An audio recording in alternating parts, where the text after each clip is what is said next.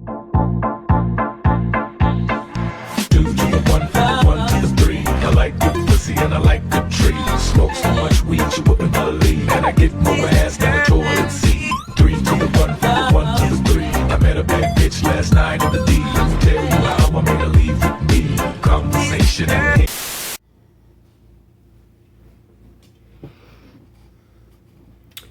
It's good to be back. And what better way to get back in the swing of things than to review a film from our Lord and Savior, Zack Snyder. Hail Snyder! Yeah, I should probably cut that part out. I've been to the motherfucking mountaintop. Heard motherfuckers talk, seen them drop. If I ain't got a weapon, I'ma pick up a rock. And when I bust your ass, I'm gonna continue to rock. So Snyder's newest movie, Army that Did, premiered on Netflix. And here's a fun fact. This is a project that he's been sitting on ever since he did the Dawn of the Dead remake back in 2004. So being patient does pay off. And this is going to be more than just a one-off. It's actually going to be a whole franchise. There's a prequel movie called Army of Thieves releasing next year, as well as an animated series called Army the Dead Lost to Vegas. And the marketing for this movie has been huge, having Zack Snyder and the rest of the cast do countless interviews, as well as live stream events, even releasing the first 15 minutes of the movie online. So needless to say, Netflix has put a lot of eggs in this basket. But did it pay off? Does it live up to the hype? Let's talk about it.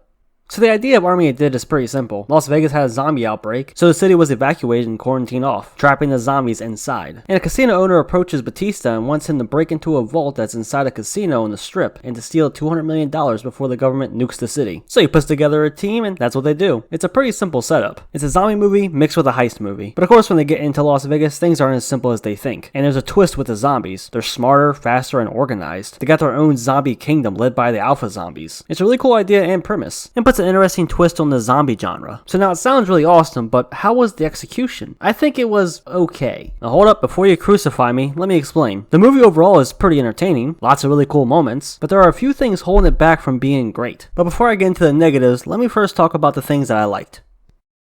I slap you after busting the fucking nut in my palm. The intro title sequence is probably one of my favorites of Snyder's. It's up there with Watchmen for me. I loved watching the fall of Las Vegas and how chaotic it was. It gets some awesome looking shots and some great zombie kills. But I also like that it showed what the main cast of characters were going through and how they were involved in the outbreak. It shows you a lot of the fucked up things that they saw and went through and had to do. And you see the story of a mother looking for her daughter that comes to a very tragic end. Overall, it was a great intro sequence and a very strong start to the movie.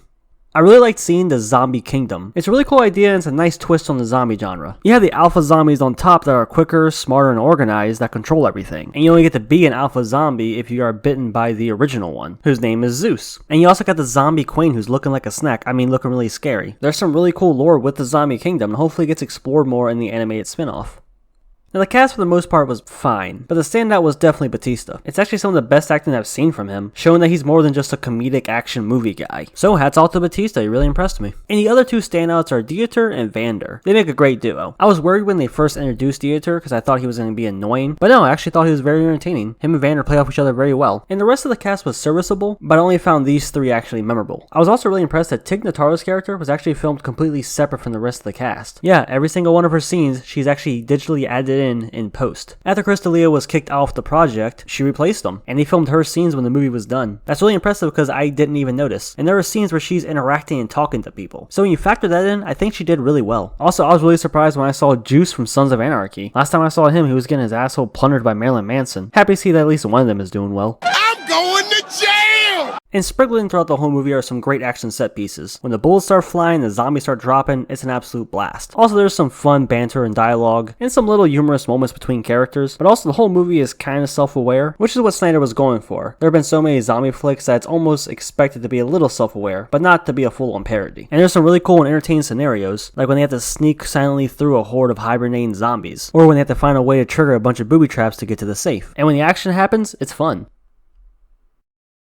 Now there's two ways I've been seeing people watch this movie. You could either turn your brain off and just enjoy the ride, go along with its crazy premise, go along with the zombie kingdom, and enjoy the high intense bloody action. But if you pay attention to a bunch of little details, you will see there's a whole time loop theory. One of the characters mentions it, and it can be taken metaphorically, but upon rewatching it you can see that it can also be taken quite literally. I won't go too much into it here, but there are numerous things that suggest that they've actually done this before, and each time they get a little bit further and closer to the safe. Like the group of skeletons, one of them looks like Scott, and another one has a key around Leon's neck, and the key that's on the skeleton has 3 holes in it, while Maria's has 4, suggesting this is probably the 4th time they've gone through this. Also, when Dieter's learning how to shoot, he becomes a pretty excellent shot pretty fast, almost as if subconsciously he already knows how to do it, and he's carrying over his experience from the first 3 attempts. Also, the number 4 pops up a few different times. If they successfully take the money from the safe, then they get 50 million of the 200 million. That's 1/4. And when Dieter shoots the bride, he said he shot her 3 times, but Evander says he actually shot her 4 times. And like I already mentioned, the key on Maria's neck has 4 holes in it. And on the safe, there's 4 different dials. I mean, it could mean something or it could mean nothing, but it makes you think, doesn't it? And that's something that I really enjoy about this movie. You can turn your brain off and not really think about any of it and still enjoy it. Or you can rewatch it and notice all these little things. Like in the intro of the movie, I never noticed that there's actually 2 UFOs in the sky in the background. If you look right here, the lights shoot off in 2 different directions. So it's really fun to theorize what exactly is going on, which gives the movie rewatchability, which is a big plus in my book. Also, Junkie XL did the music, and he doesn't disappoint, so it was good.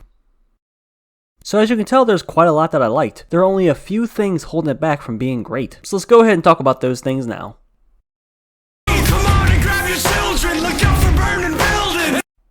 The biggest issue I have with this movie is its pacing and runtime, which really surprised me because usually I don't care about the runtime. And with Zack Snyder specifically, I don't mind the longer runtime because he usually tackles bigger projects. Like Watchmen, I get why that's 3 hours or 3.5 hours long. The Snyder Cut, I understand why that's 4 hours long. Same thing with Batman vs Superman, I see why that's 3 hours long. But this is one of the few movies of his that I feel like he could chop down about 15-20 minutes, and it would improve the movie's pacing and it wouldn't feel like such a drag at times. I feel like the first 45 minutes of this movie is great, but then it starts getting really slow, then it picks back up again, then it gets slow again towards the end. There were a few times where I did just start getting bored. The Snyder Cut is 4 hours long, but I felt like that flew by faster than this movie did. That's really the biggest issue I have. The rest is just a bunch of small stuff. Mainly, I think the characters act pretty dumb sometimes. Like when Chambers is getting overrun, no one helped her when they literally could. She wasn't bitten yet, all you had to do was just start shooting. That scene really annoyed me because she was still alive, she was still killing zombies, she was just on the ground. All you had to do was just clear a path out for her. They didn't even try, and that just really bothered me. Also, the daughter, Kate, I don't really care for her. I don't think she's a bad actress or anything like that. I just think her whole subplot trying to find her friend just didn't add much. Her performance was fine, I just wasn't invested in her story. And when she decided to go run off and try to save her friend, I thought that was really dumb. Also, my friend made a pretty good point. Earlier in the movie, her friend asked her to take care of her kids if anything happened to her. Then right after Kate finds out her friend went inside Las Vegas, she goes after her, risking her own life. What if she died in the process too? Sorry kids, good luck in the foster care system. Honestly, I could do without that whole subplot.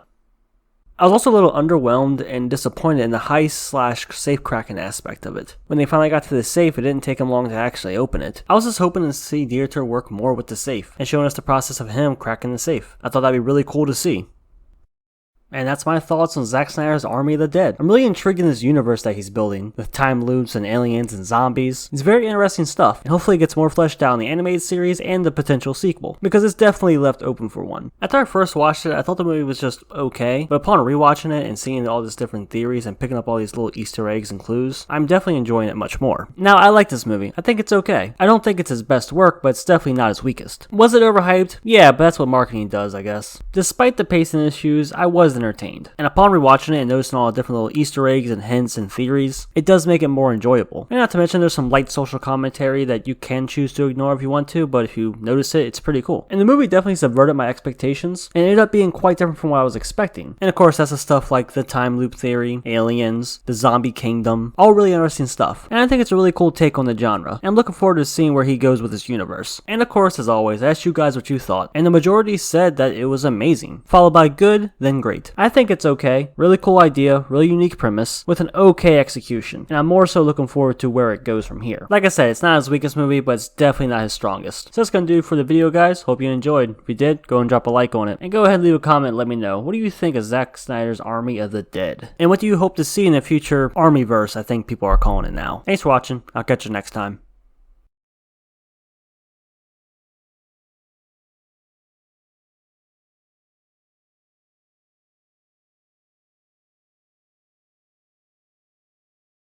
Yeah, here's the thing. I fucking hate Snyder. He embarrasses me every day. He makes the film industry look like backwards idiots, and frankly, the fact that he has his own zombie universe on Netflix means that we probably are all backwards idiots. He's making horrible fascist films that support the alt-right. Overall, I'll be a much happier person if there was a way to deport him from every position of power he has ever had. So this is what no pussy does to a motherfucker.